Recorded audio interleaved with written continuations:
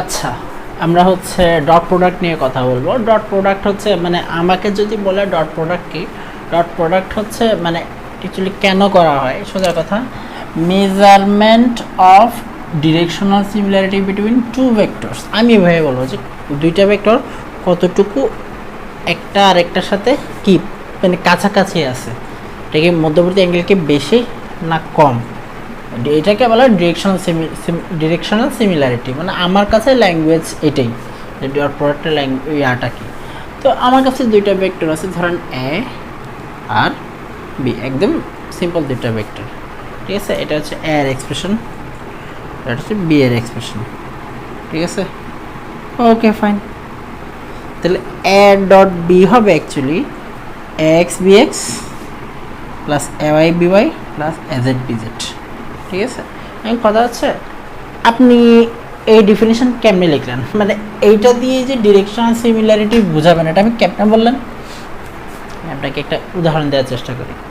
ধরেন পুরোটা যদি ওভারল্যাপিং হয় তাহলে এক্স আর বি এক্স এর কী হবে, সাইন সেম হবে, A Y B Y sign same হবে, এ জেড বি জেড কী হবে, সাইন কী হবে, সেম হবে, সাইনটা জাস্ট কী হবে, সেম হবে, ঠিক আছে।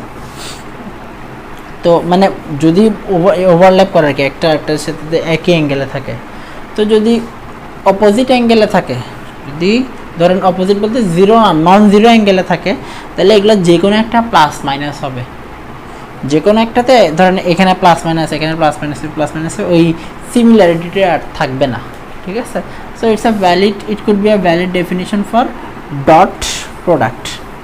এটা একটা one kind of general intuition, আলাদা ম্যাথমেটিক্যাল ইয়াও আছে, ব্যাখ্যাও আছে, ঠিক আছে। এখন এটা আমাদের লাগবে কেন, নর্মালি আমি খুব ইজি দুইটা ভেক্টরের ডট প্রোডাক্ট বের করা দেখালাম, এই যে একদম ইজি দুইটা ভেক্টরের ডট প্রোডাক্ট বের করলাম, ঠিক আছে। 3i minus 2j plus K minus I plus J plus K, এগুলো আপনারা হাজার করে আসছেন, হ্যাঁ। এই ফিজিক্স ফার্স্ট পেপারে ভেক্টর এমসিকিউ সলভ এই ধরনের প্রবলেম অনেক ছিল। তো বলতো কোনো ভেক্টরের হচ্ছে মান কত হলে এটা লম্ব হবে, হ্যাঁ। আমরা ওইদিকে একটু পরে যাচ্ছি। তো 3 এর সাথে কত গুণ, -1 গুণ, যোগ -2 এর সাথে কত গুণ, 1 গুণ, যোগ এই কে এর সাথে কত আছে 1, আর এখানে কত আছে 3, 1 এর সাথে 3 গুণ, তো এগুলো যোগ করুন, -3 -2 প্লাস 3 কত আসছে -2। তো এটা হচ্ছে ডট প্রোডাক্টের রেজাল্ট বের করার ফর্মুলা। এখন এটা যে কথা,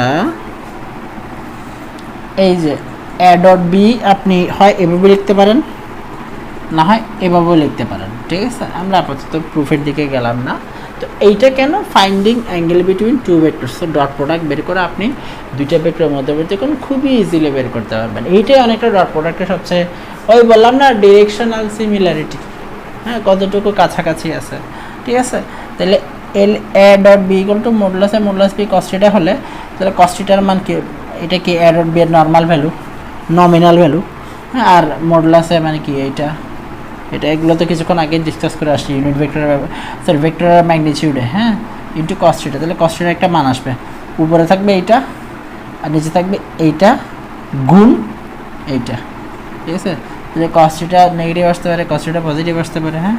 তাহলে এই দুইটার মধ্যবর্তী অ্যাঙ্গেল বের করতে চাচ্ছি, তাহলে ডট রেজাল্ট আগেই বের করছি, এই উপরে ডট রেজাল্টটা বসলো, আর নিচে বসবে কার মান, এটার মান, আর কার মান, এটার মান, এই যে বসলো। এর পুরোটা নেগেটিভ আসবে, তো এখান থেকে ভ্যালুটা বের করতে হবে কজ ইনভার্স করে, ঠিক আছে। আরেকটা কাজ আছে, সেটা হচ্ছে ফাইন্ডিং প্রজেকশন বা কম্পোনেন্ট, হ্যাঁ। প্রজেকশন মানে কি, ধরেন একটা ভেক্টর এভাবে আছে, আরেকটা ভেক্টর এভাবে আছে, তারপরে যদি এখান থেকে এটার উপর একটা লম্ব আঁকেন, তাহলে এই ভেক্টর থেকে উপরের ভেক্টরটা কতটুকু অংশ কী করবে, কেটে নেবে না। এই যে বি আর ওই মাথা থেকে যদি এভাবে একটা লম্ব আঁকেন, তাহলে এই অংশটা কী হবে, বি এর এই অংশটাই হচ্ছে বি ভেক্টরের এ ভেক্টর বরাবর অংশ, কতটুকু অংশ আছে, উপাংশ ভাগ করতাম না, একটা ভেক্টর টি নিতাম, মনে নাই, টি করতাম, মনে আছে, টি কস থিটা, টি করতাম, টি সাইন থিটা, ফিজিক্সে ফোর্স ব্যালেন্স করতাম না, অনেকটা এরকম কম্পোনেন্ট ডিভিশন করলাম। তাহলে বি এর একটা অংশ কি, বি কস থিটা, আর এ লম্বা বরাবর কীভাবে বি সাইন থিটা, এটা আমরা দেখতেছি, আমরা পরে দেখবো। তাহলে বি কস থিটা, ঠিক আছে। তাহলে projection of a vector along another vector, projection of b ওই এ ভেক্টর মানে হচ্ছে বি অ্যালং অ্যানাদার ভেক্টর মানে কি এ। তাহলে আমি বের করতে চাচ্ছি, তাহলে মানে B cos theta B modulus B cos theta মানে কি মডুলাস বি কস, এটা মডুলাস বি মান, মডুলাস বি কস থিটা মানে হচ্ছে এ বরাবর কার অংশ বি এর অংশ। তাহলে নর্মাল ডট প্রোডাক্টের ফর্মুলা কি এরকম, ঠিক আছে। ওখান থেকে মডুলাস বি কস থিটা কি হবে A dot B by modulus of A. এটা চাইলে আপনি এখান থেকে বের করতে পারবেন। ধরেন এই বরাবর এটার উপাংশ, তখন কি করবেন ফার্স্টে প্রথমে এ ডট বি করবেন, আর যেটা বরাবর বের করতে হবে সেটা দিয়ে ভাগ, সোজা কথা। আপনি এটাকে এ বরাবর বের করতেছেন না, দেখছেন নিচে কি দিয়ে ভাগ এ দিয়ে ভাগ, ঠিক আছে। তো এটা হচ্ছে প্রজেকশন বের করা। আর কম্পোনেন্ট বের করার জন্য কি করতে হবে, কম্পোনেন্ট মানে হচ্ছে আপনি তো অংশ মানে দৈর্ঘ্য বের করলেন, কম্পোনেন্ট মানে উপাংশ। প্রজেকশন হচ্ছে স্কেলার আর এটা হচ্ছে ভেক্টর, ভেক্টর আউটপুট, এটা স্কেলার এটা ভেক্টর আউটপুট।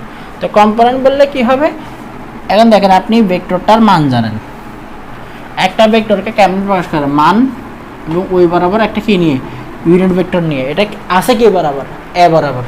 তাহলে আপনি ইউনিট ভেক্টরটা অবশ্যই কি হবে, কম্পোনেন্ট যখন হবে তখন এই প্রজেকশন বের করছেন না, এই যে উপরের লাইনে এই প্রজেকশন হচ্ছে ভ্যালু ইনটু কে বরাবর এ বরাবর না, তাহলে এ বরাবর ইউনিট ভেক্টরটা বের করে গুণ করে দেবেন, ঠিক আছে। এগুলো ইন্টারমিডিয়েটটা অনেক করছি আমরা, অনেক করছি, জাস্ট একটু রিক্যাপ করলাম ডট প্রোডাক্ট নিয়ে। আমাদের বেসিক ভেক্টর অ্যালজেব্রা লাস্ট জিনিসই হচ্ছে ক্রস প্রোডাক্ট, ঠিক আছে। আমরা আশা করি ডট প্রোডাক্টের জিনিসগুলো মোটামুটি ভালো মতো বুঝছি। আগের জিনিস জাস্ট একটু ফর্মাল রিক্যাপ করলাম, ঠিক আছে।